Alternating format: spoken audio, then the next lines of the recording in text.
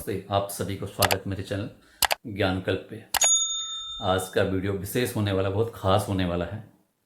आज मैं 3 पॉइंट पे बात करूंगा और वो पॉइंट किसके बारे में है? प्रभु श्री राम के बारे में। पहला, प्रभु श्री राम का प्राकट्य जो है क्यों हुआ पृथ्वी पे। दूसरा, प्रभु श्री राम का जो प्राकट्य हुआ वो नवमी के दिन क्यों हुआ, मतलब सप्तमी को अष्टमी को क्यों नहीं हुआ। और तीसरा, एक ऐसा नाम जिसका स्मरण करने से, जिसका जप करने से सारे पाप मिट जाएंगे और भवसागर से मुक्ति मिल जाएगी, लेकिन एक शर्त के साथ। इसलिए वीडियो को एंड तक जरूर देखना। इस महाराजा दशरथ के पुत्र कामेष्टि अश्वमेध यज्ञ के 1 वर्ष के उपरांत, जब वो मतलब यज्ञ हो चुका है, उसके 1 वर्ष के उपरांत चैत्र मास के शुक्ल पक्ष की 9वीं तिथि को माता कौशल्या के पुत्र के रूप में सृष्टि के पालन करता भगवान विष्णु ने राजा दशरथ के यहाँ श्री राम के रूप में अपना प्राकट्य किया। प्राकट्य इसलिए कह रहा हूँ क्योंकि तुलसीदास जी के रामायण में जो है प्राकट्य ही लिखा हुआ है, भय प्रकट कृपाला दीन दयाला कौशल्या हितकारी। तो मैं प्राकट्य का शब्द का यहाँ पे जो है प्रयोग करूंगा। श्री राम के साथ साथ भरत जी, शत्रुघ्न जी, लक्ष्मण जी का भी जो प्राकट्य जो है रघुकुल वंश में हुआ है। राम के रूप में जो है भगवान विष्णु का 7वां अवतार हुआ है। जी हाँ, 7वां अवतार। अब प्रश्न यह है, श्री राम जी का पृथ्वी पर प्रकट होने का उद्देश्य क्या था? उनका उद्देश्य था महान आदर्श स्थापित करना। फिर चाहे प्रश्न आज्ञाकारी पुत्र का हो, कल्याणकारी राजा का हो, सर्वप्रिय प्रजापालक का हो, शत्रु दमन का हो, एक आदर्श पति का हो, एक अजेय राजा का हो, सर्वगुण संपन्न बड़े भ्राता का हो, एक आचारशील तपस्वी का हो। श्री राम में कोई भी गुण ऐसा नहीं था जिसमें कि कहीं कोई न्यूनता अथवा कमी हो। त्याग, समर्पण, उदारता, मधुरता, विवेकशीलता, महाज्ञानी, सारे गुण उनमें विद्यमान थे। तो आज भी सारी दुनिया यदि कभी अच्छे शासन की मिसाल देती है तो वो राम राज्य की ही देती है। और अगर मर्यादित पुरुष की बात होती है तो वो भगवान श्री राम की ही होती है। तो ये आदर्श उन्होंने जो है यहाँ के स्थापित किए। तो ये था उनका जो है प्राकट्य होने का उद्देश्य। अब दूसरा जो सवाल है वो है कि भाई भगवान ने जो है नवमी के दिन ही क्यों प्राकट्य हुआ उनका, अष्टमी को, सप्तमी को वो दिन क्यों नहीं हुआ, या फिर 10वीं को क्यों नहीं हुआ? तो 9 एक ऐसा अंक है जो सारे अंकों में सबसे बड़ा है। मतलब जैसे 0, 1, 2, 3, 4, 5, 6 करके होता है ना, तो 9 होता है। तो 9 सबसे बड़ा है। तो सबसे बड़ा, एक तो सबसे बड़ा होगा दिन, यानी राम जी की मर्यादा सबसे बड़ी है, उससे बड़ा कोई मर्यादा नहीं है। यदि मर्यादा की कोई मिसाल देनी हो तो राम जी के अतिरिक्त कोई और नाम हमारे माइंड में आता ही नहीं है और आ भी नहीं सकता है।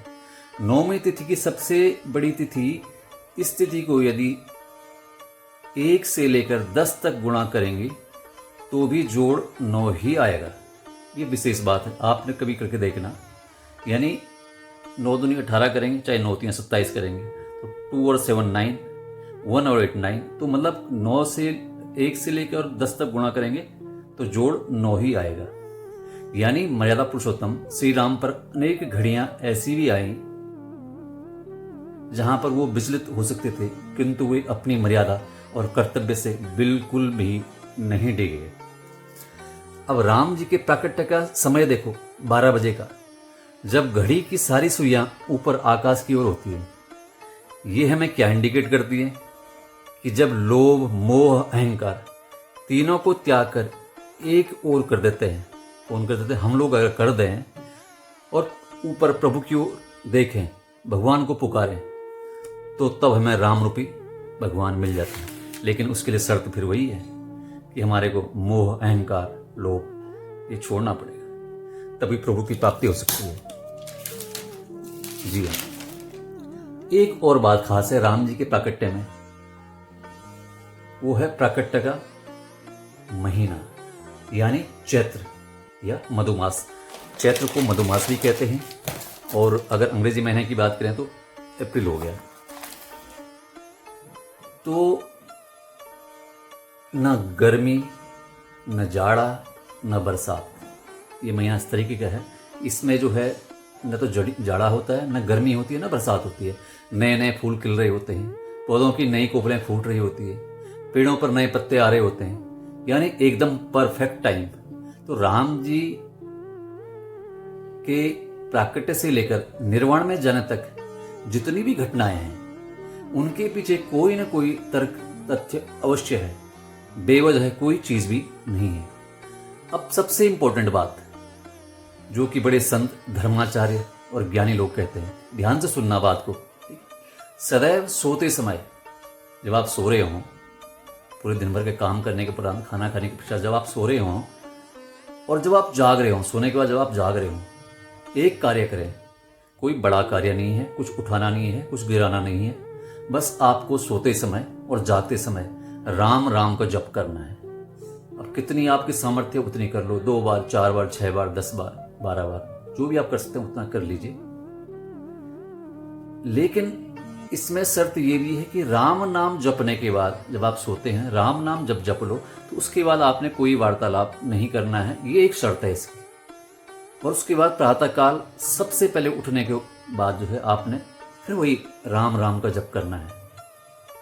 तो उसका बताते हैं कि राम राम जब आप रात को सोते हुए बोलते हैं और सुबह जगने के बाद राम राम बोलते हैं, तो सोने और जगने के बीच का जो पीरियड है, जो सोने का जो टाइम है, उसमें आप जितनी भी सांसें लेते हैं वो भी जो है राम नाम के जप में ही गिनी जाती हैं।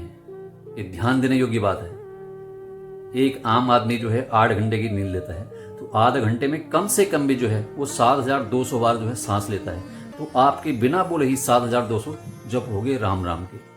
लेकिन मैंने अब आपको बताया कि शर्त वही है कि आपको जो है सोने के बाद और उठने से पहले राम नाम के अलावा जो है और कोई शब्द नहीं बोलना है।